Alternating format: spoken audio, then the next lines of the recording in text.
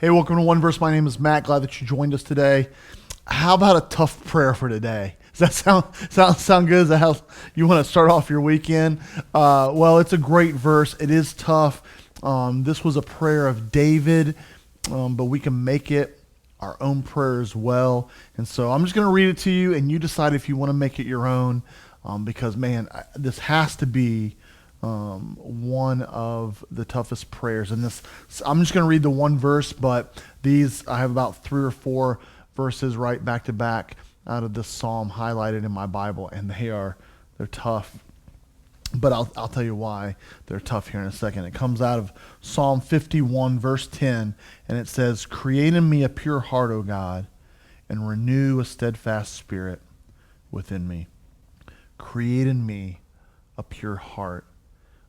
That's a tough prayer.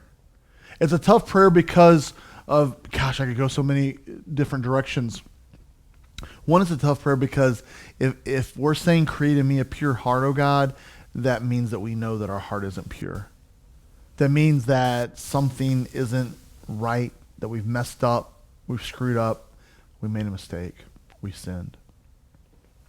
This is true in David's life.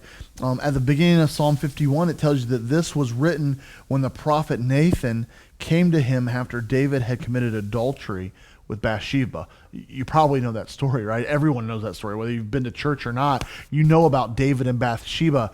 And he had an affair with her, and the prophet Nathan comes to him and tells them that David has sinned, and David is just tore up. And Psalm 51 is the prayer, the song prayer that David wrote after this. And he tells God, create in me a pure heart, O God, because his heart had not been pure. And so if you have to pray this prayer, your heart isn't pure.